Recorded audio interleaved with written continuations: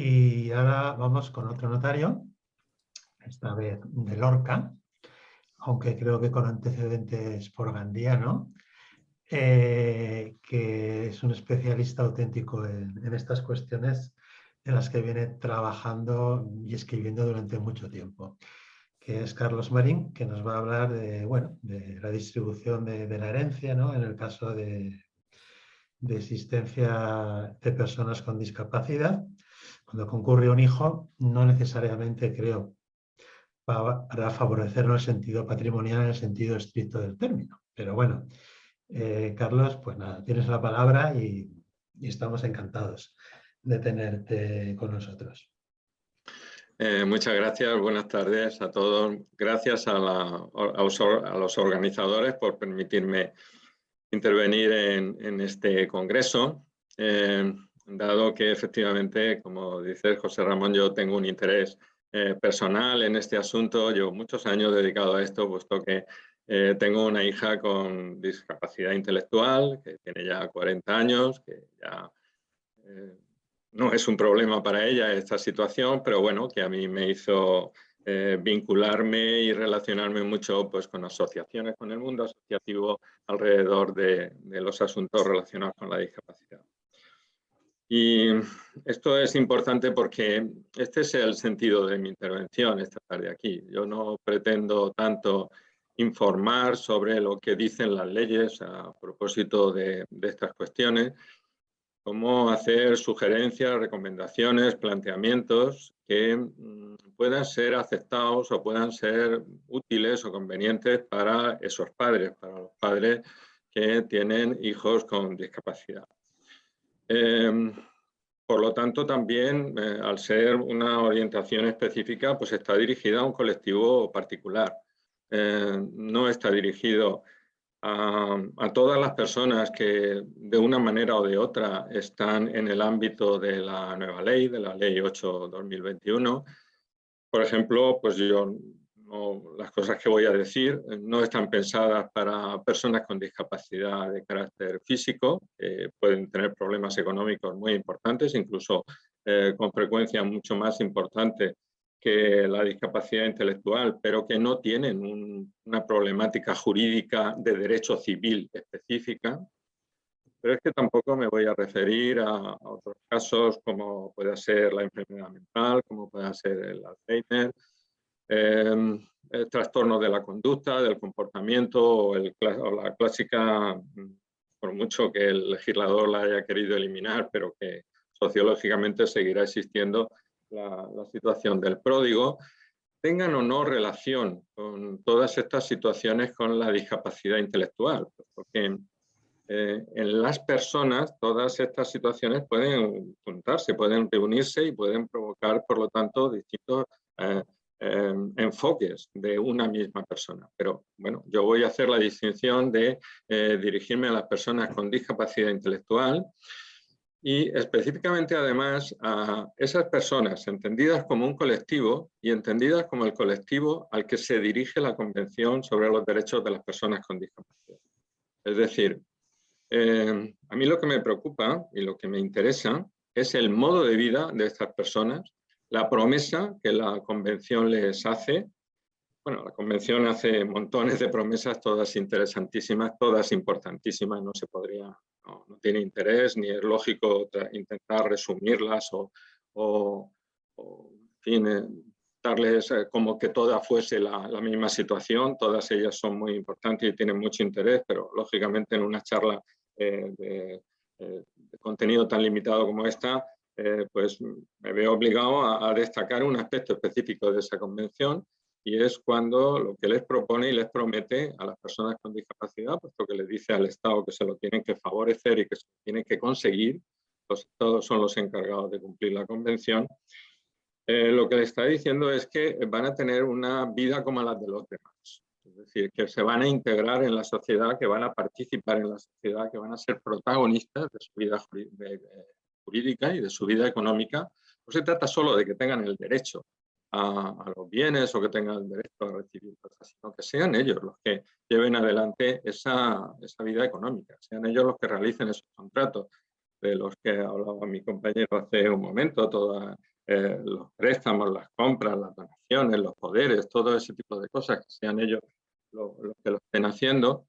Y bueno, pues se trata, yo diría que quizá la frase que más me gusta de esa convención es cuando les promete a estas personas con discapacidad que no se les va a obligar a llevar un modo de vida específico.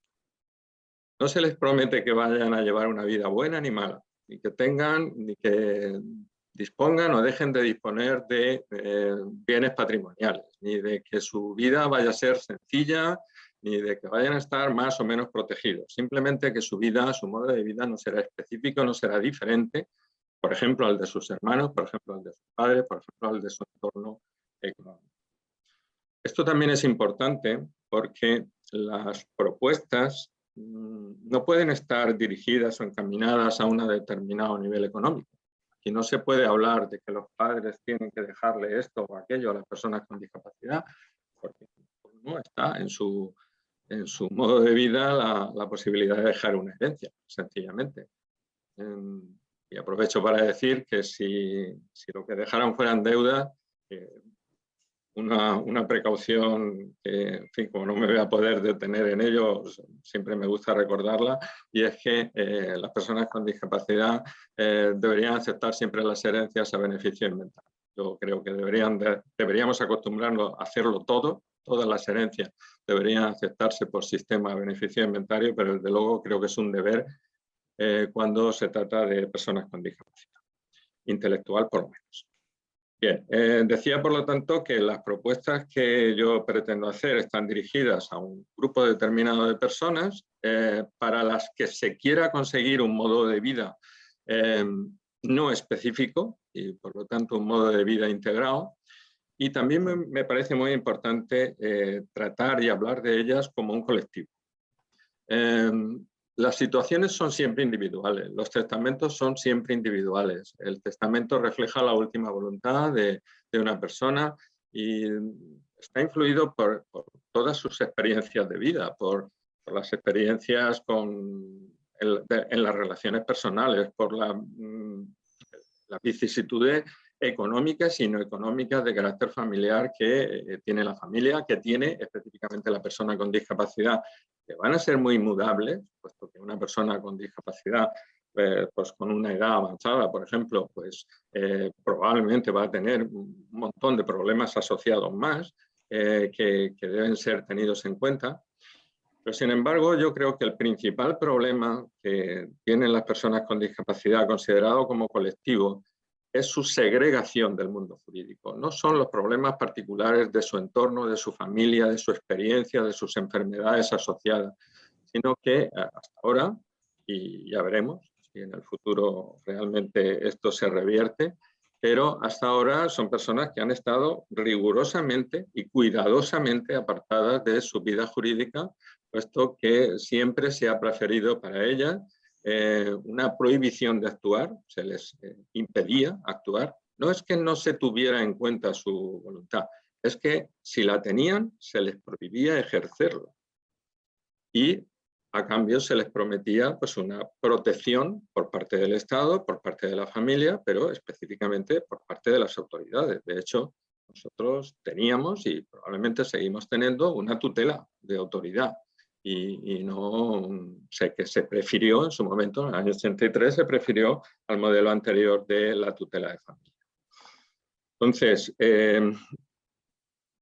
quiero hablar de ellas como colectivo porque creo que esto tiene importancia práctica a la hora de solucionar esos problemas y permitir su integración desde varios puntos de vista. Por un lado, porque esta llamada revolución de cambio que introduce en el mundo, no ya en España, la Convención sobre los Derechos de las Personas con Discapacidad, al reconocerle su capacidad jurídica, bueno, pues no ha sido especialmente bien acogida por parte del mundo jurídico, de los profesionales jurídicos en general. Estamos hablando de una norma que lleva ya 15 años existiendo y 13 desde el año 2008, 13 o 14 años se van a cumplir en vigor en España y sin embargo pues no se ha aplicado en absoluto. Y sin embargo, es lo cierto que la incorporación de colectivos al derecho civil ha sido pautada a lo largo de los siglos, pero ha ocurrido muchas veces. Ha ocurrido, bueno, pues desde sencillamente las personas que no eran los padres de familia en el derecho romano, puesto que todos los demás eran alieni juris y no tenían capacidad jurídica, hasta, bueno, pues simplemente los extranjeros, los que no eran latinos, los que no eran romanos, los que no eran latinos, después los siervos, y muy recientemente, y eso ya sí que lo conocemos todo, por la incorporación de la mujer casada. Prácticamente era una persona con una capacidad de obrar muy limitada en España. Pero sin embargo, cualquiera que sean las razones que se dieran en su momento, que siempre las ha habido, a los juristas nunca nos ha faltado la capacidad de dar razones para lo que sea. En cuanto la norma cambiaba, ya esas puertas no se podían volver a cerrar, porque la presión de cada uno de los sujetos que estaban, digamos, recién recibidos al club, pues impedía que se le siguieran aplicando cualquier restricción. Sin embargo, eso no ocurre con las personas con discapacidad intelectual, porque tienen discapacidad intelectual. Es decir, las personas con discapacidad intelectual no pueden ganarle una discusión a un jurista, no pueden ganarle una discusión a un juez sobre cuáles son sus derechos o los que dejan de ser, y no pueden hacerlos efectivos. Los padres no han sabido tampoco coger esa bandera, por lo menos mayoritariamente y en los últimos años. Por lo tanto, no puede ser una responsabilidad individual, no podemos llegar al abuso, que consistiría en decir, bueno, ya tenéis, como persona, ya tenéis reconocida vuestra capacidad de obrar, si no la ejercéis es porque no queréis y por lo tanto sois responsables de vuestro alejamiento, de vuestra propia segregación. Eso no puede ser así. Las personas con discapacidad intelectual deberían estar protegidas por los poderes públicos en este ámbito, deberían de ser los que cuidaran y lucharan para que efectivamente se incorporaran a su vida jurídica y efectivamente terminaran los procesos sustitutivos y las curatelas representativas y las guardas de hechos representativas y todo este tipo de cosas. Pero bueno, mientras eso ocurre o deja de ocurrir, eso los padres no lo podemos saber, pues yo entiendo, por un lado, que las personas con discapacidad pues tienen que participar en todo este proceso organizadas colectivamente, que los padres tienen que organizar, tienen que intervenir organizados colectivamente. Porque además, otra ventaja que tendría eso es que, aunque esto es novedoso en el mundo jurídico, no lo es en el resto de vida de la persona con discapacidad. Hace 40 o 50 años la persona con discapacidad no participaba prácticamente en ningún ámbito de la vida social ordinaria. Eso se ha ido reduciendo y prácticamente hoy día casi solamente es la vida económica, la vida jurídica privada, la del derecho civil, la del derecho mercantil es casi la única en la que siguen estando completamente fuera. Si esa situación se ha producido, se ha ido incorporando a la persona con discapacidad en todos esos otros ámbitos, ha sido precisamente por la actuación coordinada, eficaz, muy eficaz, de esas asociaciones, centros, organizaciones de la discapacidad que han ido creando programas con profesionales, con normas de actuación que han ido habituando, enseñando, facilitando, apoyando. La palabra apoyos posiblemente es nueva en el mundo jurídico y yo recuerdo que en las primeras charlas que teníamos sobre esta ley, pues era casi la primera pregunta de los juristas, ¿no? ¿Qué es? ¿En qué consiste el apoyo? Y yo les decía, vale, no os preocupéis, si vosotros no lo sabéis, la persona con discapacidad sí, la que acude a vuestros despachos sabrá claramente lo que es un apoyo porque están acostumbradas a utilizarlo en todo, absolutamente en todo. Desde la estimulación temprana, en los centros escolares, desde 0 años, están habituados a estar rodeados de profesionales, de programas, de protocolos de actuación en todos los ámbitos, el educativo, el laboral, etc. Entonces, pues efectivamente, también en esto es el camino adecuado para que consiga establecerse esa integración jurídica. También el tratarlo como colectivo tiene una particularidad importante y es que es muchísimo más fácil encajar las excepciones. En el mundo jurídico casi siempre se contraataca contra esa capacidad de las personas con discapacidad o esa capacidad, ese derecho de las personas con discapacidad intelectual para participar en la vida jurídica poniendo ejemplos de aquellas que no pueden. Pero eso tampoco es nuevo para las personas con discapacidad. Cualquiera que hayan sido los ámbitos en los que estas personas se han ido incorporando a la vida social, y no digamos nada en el mundo de la educación o de la enseñanza. Si a un jurista le puede parecer extraño que una persona con discapacidad celebre contratos, pues que intente imaginar la situación de un profesor cuando le decían que iba a estudiar, simplemente. Iba a aprender matemáticas, historia, francés, literatura, inglés o yo qué sé, o ciencias sociales. También hubo todas esas resistencias y también se planteó la situación de que había muchas personas con discapacidad que no estaban en condiciones ni siquiera de seguir rutinas en su vida, de levantarse a ciertas horas, vestirse de una determinada manera, ir solos por la calle y llegar hasta el colegio, estar en el aula, estar callados en ella.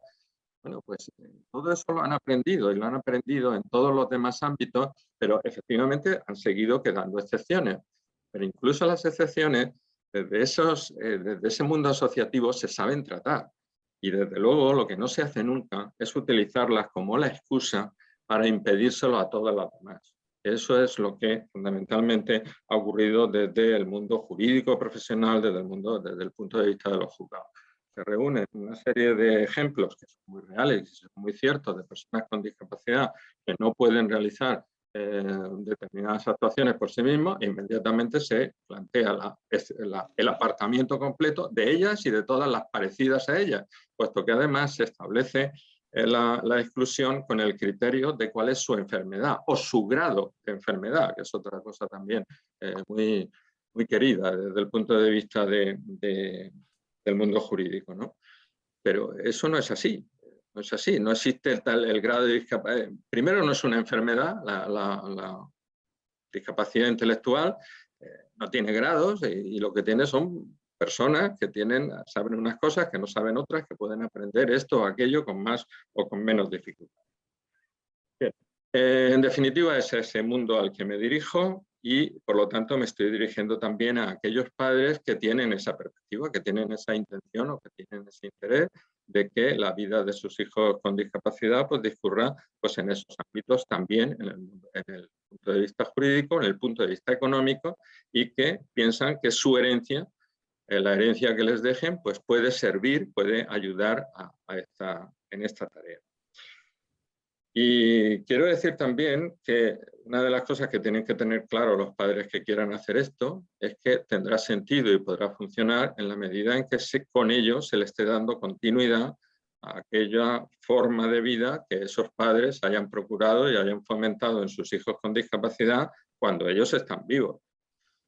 Salvo que los padres que hagan testamento cuando su hijo está recién nacido o pequeño. Ese fue mi caso, por ejemplo. Yo hice mi primer testamento contemplando la situación de discapacidad de mi hija cuando esta tenía 3 años.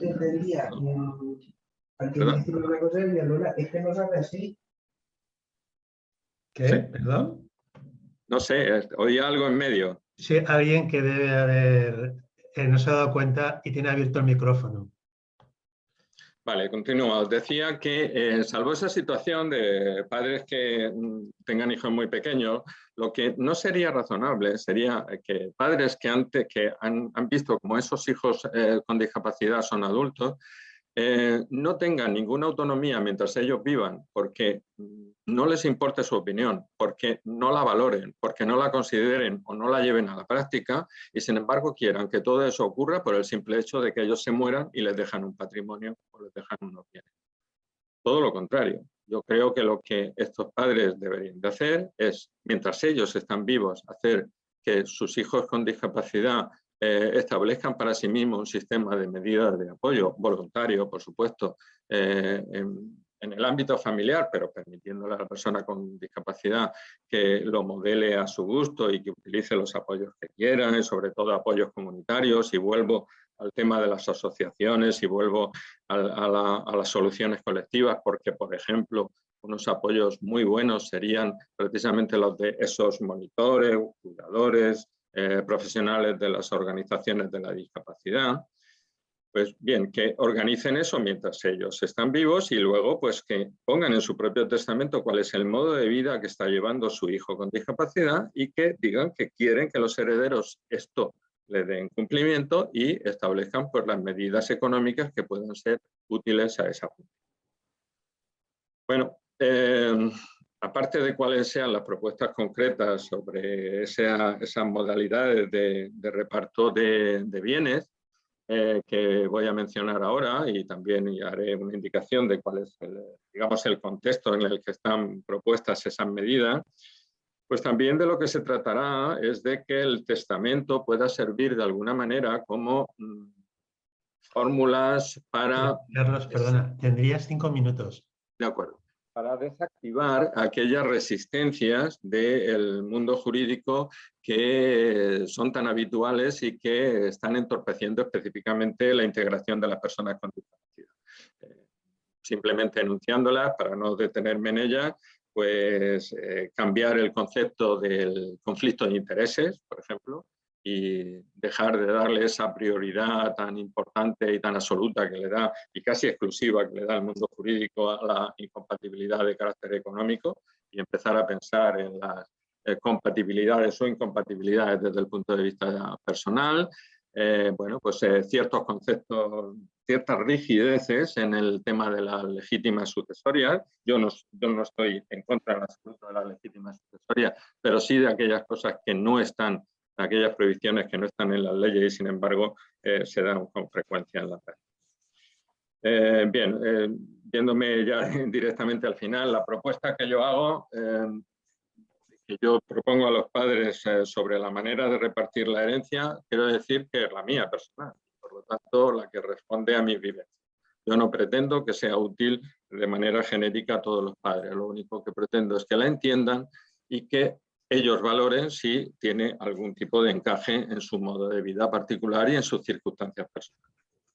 Y los parámetros, digamos, que yo propongo para ese ámbito es, por un lado, que al hijo con discapacidad se le genere fundamentalmente un flujo de rentas. No que se le rodee de bienes inmuebles, de la propiedad de bienes inmuebles que luego le va a ser muy difícil disponer de ellos y que va a tener pues, todos esos recelos y todas esas complicaciones del mundo jurídico para verdaderamente convertirlo en dinero. Por lo tanto, me parece que es mucho más práctico generar que le llegue ya en dinero y le llegue además como un flujo de renta, porque lo que fundamentalmente se trataría es de conseguir lo que provoca independencia o autonomía personal en cualquier otra persona, y es el tener ingresos, que es lo que las personas con discapacidad pues tienen difícil. Algunas porque no trabajan y otras porque, o la mayoría o casi todas, porque sus trabajos le proporcionan unos sueldos que están muy por debajo de los mínimos vitales para cualquier persona. Por ejemplo, pues son trabajos que generan del orden de 300 euros al mes y cosas de ese tipo. Entonces, generarles a su favor un flujo de renta, por supuesto también un lugar donde vivir, aunque con mucha frecuencia el lugar donde vivir va a ser en compañía de otras personas, normalmente de la familia que se ocuparán de ellas, pero evidentemente que se debe fomentar la vivienda independiente y en espacios separados, para lo que no hace falta ser dueño de nada. Los simples contratos de alquiler ya son suficientes para eso. Creo que es importante también meter en el ámbito ese económico, de esa estructura económica, los contratos de alimentos, es decir, que los bienes de la herencia se entreguen a otros familiares, preferentemente los hermanos, pero a cambio de la obligación contractual y no solo familiar de favorecer ese modelo y ese tipo de vida participativo y no solamente asistencial o de cuidados a la persona con discapacidad. Y por último, pues, y esto también es algo muy particular que no tiene por qué coincidir en todos los padres, pues que en la medida en que el matrimonio de los padres se conserve, vean que esta situación va a seguir estando, pues que se permita que sea el último de ellos el que ajuste el reparto de la herencia pues a las circunstancias particulares que se den en la familia y especialmente del hijo con discapacidad. Puesto que, por ejemplo, puede darse la circunstancia de que por su edad o por enfermedad o por cualquier otra cosa, pues ese hijo con discapacidad pues tenga un Alzheimer. en cuyo caso pues ya no tendría sentido establecer mecanismos que promuevan su participación activa en la vida económica.